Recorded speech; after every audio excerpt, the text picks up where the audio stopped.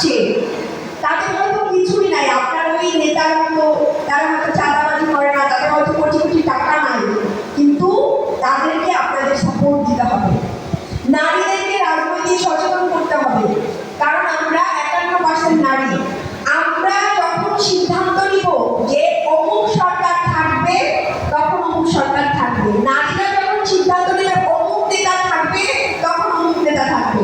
নারীরা কিন্তু সংখ্যায় বেশি, এবং এই জুলাই আন্দোলনের স্ফুলিঙ্গ ছিল নারীরা। তো এই নারী যখন জেগে উঠবে, নারী যখন নিজের অধিকার বোঝা শুরু করবে, তখন সন্তান ভালো থাকবে, স্বামী ভালো থাকবে, পরিবার ভালো থাকবে। তো সেই জায়গা থেকে নারীদের রাজনীতিতে অংশগ্রহণ করতে হবে। আপনার হয়তো মনে হতে পারে আমি ঘরে বসে, আমি একজন গৃহিণী, আমি কি করবো, আমার তো কোনো শক্তি নাই। আপনি জাস্ট ভেবে দেখেন, আমরা আছি আপনার পাশে, আমরা আছি। দেখবেন এই যে ভাই বোনেরা, জনগণ যারা ভালো কাজ করলে, আপনি নারী হন পুরুষ হন সবাই সাপোর্ট দিবে। এইটা হচ্ছে একমাত্র উদ্দেশ্য দিয়ে নামবে যে আমার উদ্দেশ্য সৎ থাকবে, আমি জনগণের জন্য কাজ করবো, সততার সাথে কাজ করবো।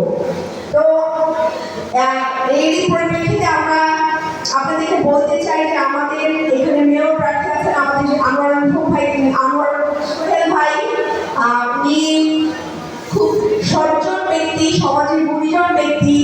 হয়তো আপনাদের এই নেতাদের মতো তার অনেক বড় বড় টাকা দিয়ে ভোট কেনার সামর্থ্য নাই, হয়তো আমরা এখন সংখ্যায় কম, কিন্তু আমাদের সামনে কিন্তু এই যে 1.5 বছরে আমরা যেই পরিমাণ সামর্থ্য পেয়েছি, এতেই আমরা অনেক বেশি হ্যাপি। আমাদের সামনে একটা বড় জার্নি আছে, এই জার্নিতে আপনারা আমাদের সাথে এক হন এবং নারীদেরকে অংশগ্রহণ, নারীর রাজনৈতিক অংশগ্রহণ বাড়ান।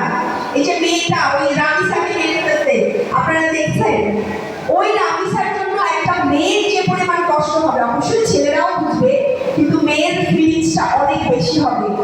এইসব জায়গায় আপনাদের কাজ করার সুযোগ আছে। আপনারা যদি ঘরে বসে থাকেন, তাহলে কিন্তু এইসব অপকর্ম বাড়বে, তখন ভবিষ্যতে আমাদের ছেলেমেয়েদের বেশি জীবন দিতে হবে। তো আপনারা